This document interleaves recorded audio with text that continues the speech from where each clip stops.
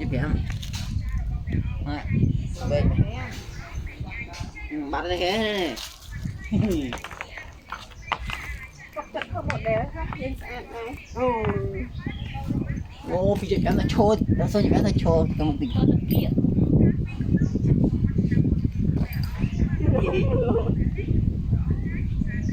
Nam Miên. ôi giá à chụp lại phòng hộp lên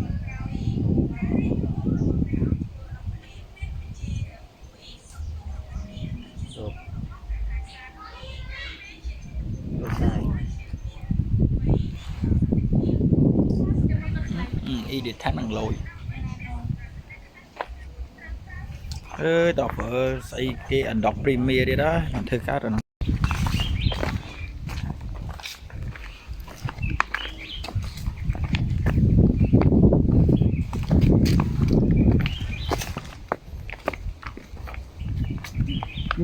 như background ra còn chụp cái này mới mình chặt background luônมั้ยsắm à đi show chặt background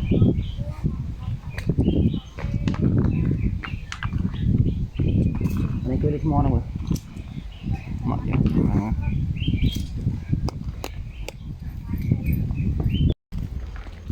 trời hơi sáng nha chứ cùng thơm hô mình thì mình thu này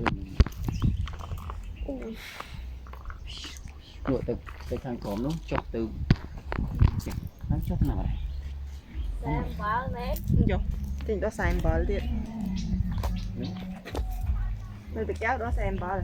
Bật khơi ngồi sao sáng. Nát cái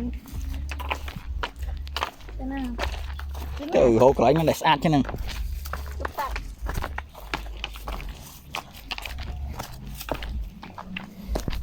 mình lại thoát sang mình thoát sang mình bóng show straight chưa được sọc lắm à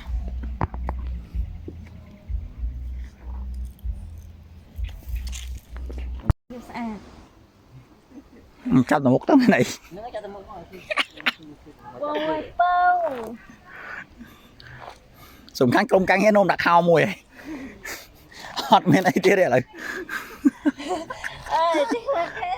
nó qua cái không rủ qua đây Cái đầu tiên à? ừ Check.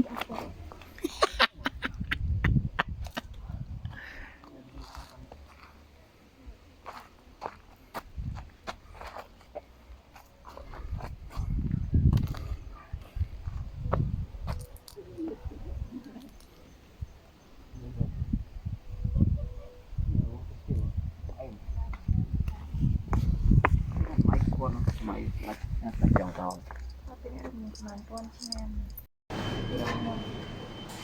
Nó ở bên.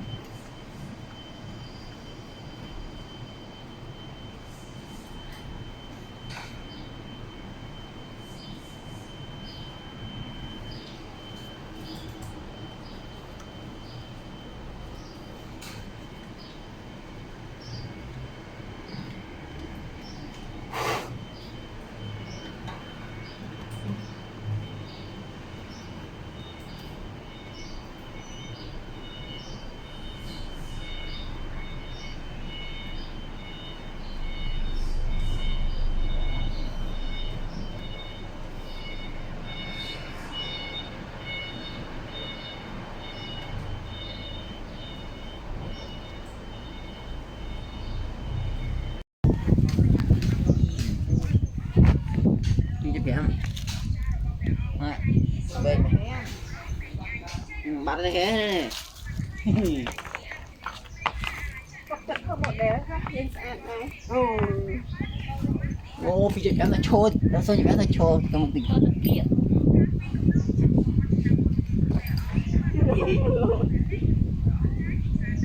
Nam Miên. ôi giá à chụp lại phòng hộp lên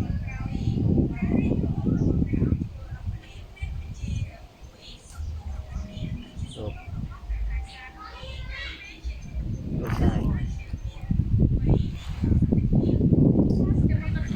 y để thắt bằng lồi đọc ở xây cái ảnh đọc premier đi đó mình thử khác rồi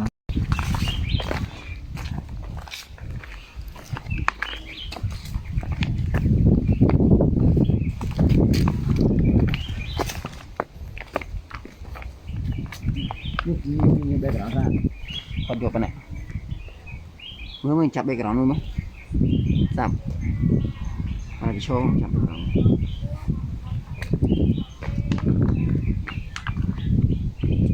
này cứ đi mò nào rồi mặc vậy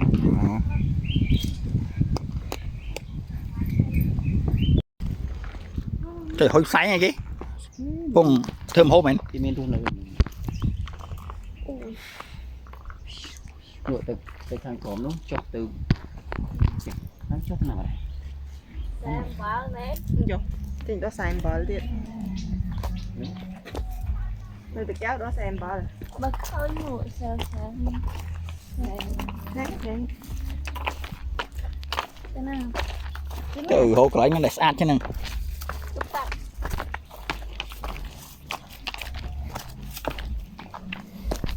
mình lại thôi xem mình có xem mình bóng show straight chưa take shot khăn à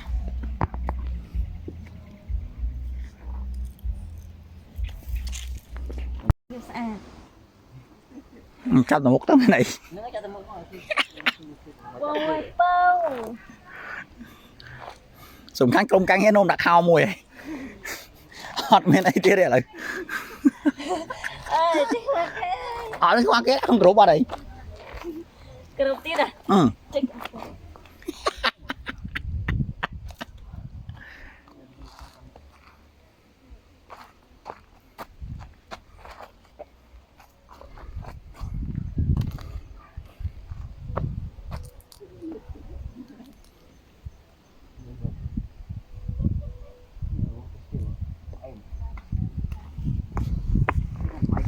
mày là chọn tàu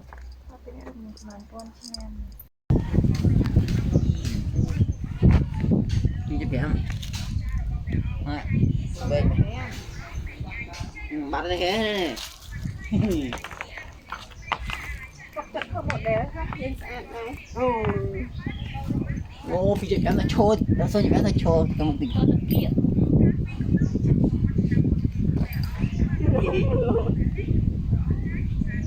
Nam Miên. ôi giá à cho bé học lên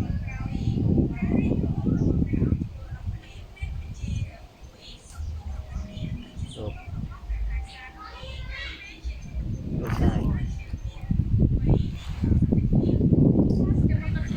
y để thắt bằng lồi ơi đọc ở xây cái ảnh đọc premier đi đó làm thơ khác rồi nó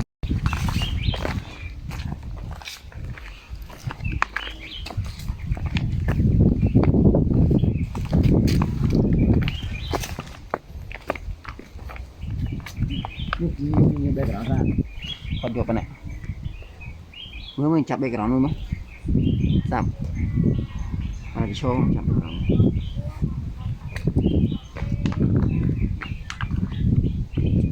này cứ đi mò nào rồi mặc vậy